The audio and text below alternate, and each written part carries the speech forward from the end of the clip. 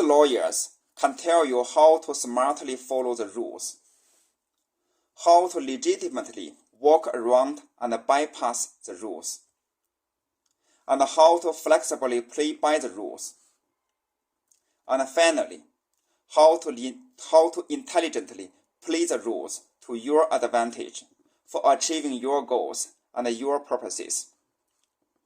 For example, as we all can see, with really good, smart lawyers, even persons as guilty as O.J. Simpson could just escape from the punishment of justice.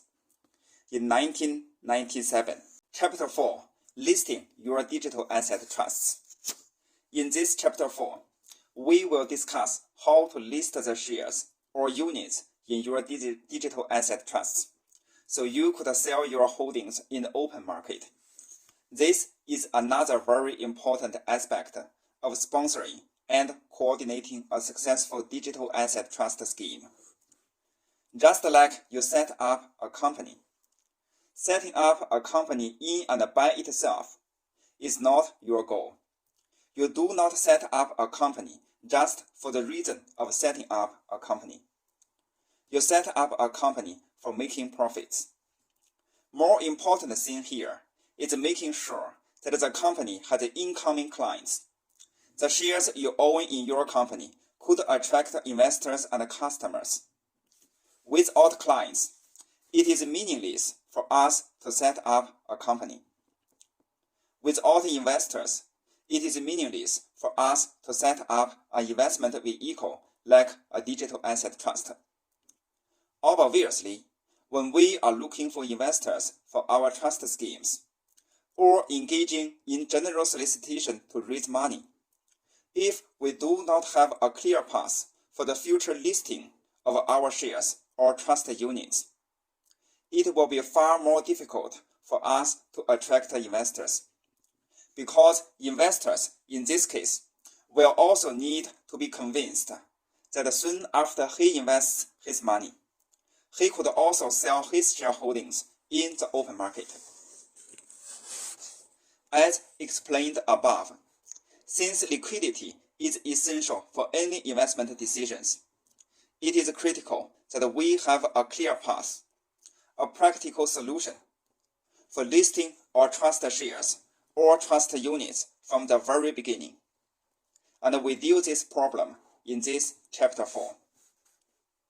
For the purpose of avoiding ambiguity, please allow me 1 minute to make a small but critical clarification here. Listing of digital trust units on proper securities listing venues, such as stock exchanges like Nasdaq or OTC markets, is totally different from listing of individual digital assets owned by the trust on any digital asset exchanges, such as, for example, Coinbase, Gemini, or Binance exchanges. The former provides liquidity to investors for their shareholdings in the trust, and the latter provides liquidity to the trust itself for the trust's holdings in the individual or specific digital assets, such as Bitcoins, Ethereum, Filecoin, etc. These are two different levels of liquidity problems, and there is a subtle but clear difference between the two. Traditionally, there are several listing venues in the United States for us to choose from. The most common two are the New York Stock Exchange and the Nasdaq, respectively. However, these two exchanges are defined under the U.S. laws as national exchanges.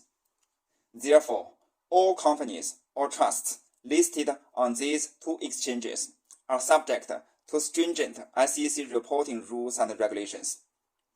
Also, these two exchanges have comparatively higher listing standards, and applications for listing on these two exchanges are subject to high levels of uncertainties and higher levels of upfront costs and initial expenses.